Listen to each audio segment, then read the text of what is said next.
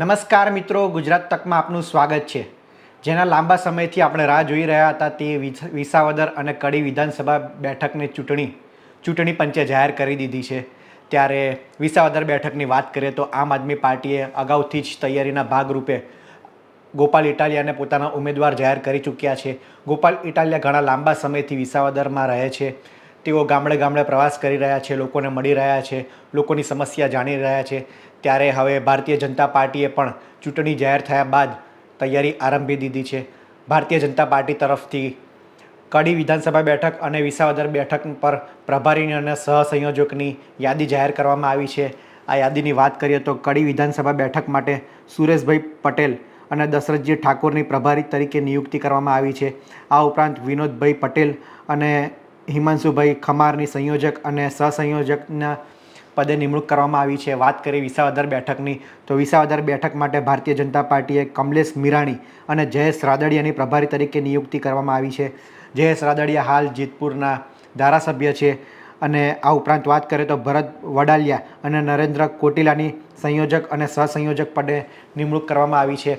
હવે આમાં જયેશ રાદડિયાની વાત કરીએ તો જયેશ રાદડિયા એક ભાજપનો મજબૂત ચહેરો છે। તેઓ જેતપુરથી ધારાસભ્ય છે અને દબંગ નેતા અને પાટીદાર નેતાની છાપ ધરાવે છે।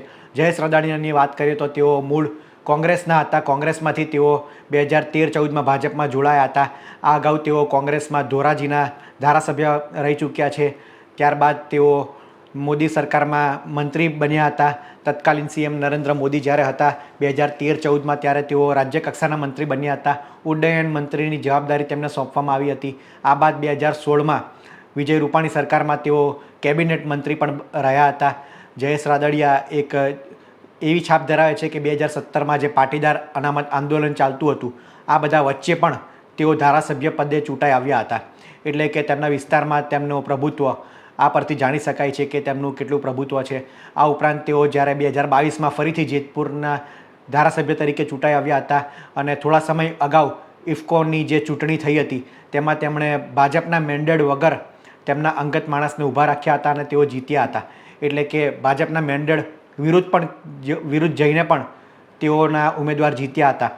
તેમની કારકિર્દીની વાત કરીએ તો તેમણે સિવિલ એન્જિનિયરિંગનો અભ્યાસ કર્યો છે। વડોદરાની MS યુનિવર્સિટીમાંથી તેમણે અભ્યાસ કર્યો છે અને ત્યાંથી જ તેઓ તેમની કારકિર્દીની શરૂઆત થઈ હતી। ત્યારબાદ તેઓ પહેલી ચૂંટણી લડ્યા હતા 2007માં, ત્યારે તેઓ જેતપુર બેઠકથી હાર્યા હતા। ત્યારબાદ તેઓ ધોરાજી ગયા હતા અને ધોરાજીથી કોંગ્રેસના ધારાસભ્ય બન્યા હતા। ત્યારબાદ તેઓ ફરીથી જેતપુર આવે છે અને ભાજપના દિગ્ગજ નેતાને હરાવે છે અને તેઓ ચૂંટણી જીતે છે અને ત્યારબાદ તેઓ ભાજપમાં પ્રવેશે છે। ત્યાં તો હવે જયેશ રાદડિયાને વિસાવદર બેઠકની ભારતીય જનતા પાર્ટીએ જવાબદારી સોંપી છે। ત્યારે હવે વિસાવદરમાં કાંટાને ટક્કર થાય તેવું લાગી રહ્યું છે, કારણ કે અત્યાર સુધી જ્યાર સુધી ચૂંટણી જાહેર નહોતી થઈ ત્યાર સુધી ગોપાલ ઇટાલિયા એક તરફી પ્રચાર કરતા હતા, લોકોને મળતા હતા।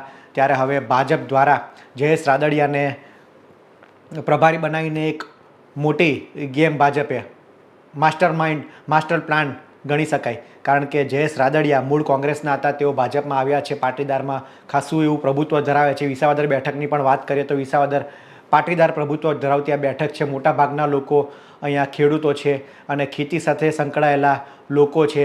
ત્યારે હવે આગામી સમયમાં ચૂંટણી પ્રચારમાં પણ આની અસર જોવા મળશે અને જયેશ રાદડિયા આગમના સિરે વિસાવદર બેઠક જીતાડવાની ભારતીય જનતા પાર્ટીએ જે જવાબદારી સોંપી છે તે જયેશ રાદડિયા કઈ રીતના નિભાવે છે। બીજી તરફ ગોપાલ ઇટાલિયા છે, તે પણ પાટીદારના મોટો ચહેરો છે અને મૂળ તેઓ સુરતથી આવે છે। આમ તો તેમનો જન્મ બોટાદ થયેલો છે, પરંતુ વર્ષોથી તેઓ સુરત સ્થાયી રહે છે અને આ ઉપરાંત 2022ની વિધાનસભા ચૂંટણી પણ તેઓ સુરતથી લડ્યા હતા, પરંતુ તેમને હારનો સામનો કરવો પડ્યો હતો। ત્યારે હવે તેમના વિસાવદરથી તેઓ ચૂંટણી લડવા જઈ રહ્યા છે અને ચૂંટણીની તારીખ પણ ખૂબ નજીક છે।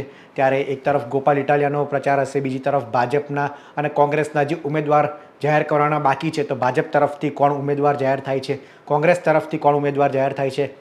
અગાઉ બંને વચ્ચે ગઠબંધનની પણ વાત હતી કે ભાજપની વિરુદ્ધમાં લડવા માટે કોંગ્રેસ અને આમ આદમી પાર્ટીનું ગઠબંધન થઈ શકે છે, પરંતુ કોંગ્રેસ દ્વારા સ્પષ્ટ કહેવામાં આવ્યું કે આ ગઠબંધન માત્ર રાષ્ટ્રીય કક્ષાનું હતું અને ગુજરાતમાં તેઓ કોઈ પણ ગઠબંધન બનાવવા માગતા નથી।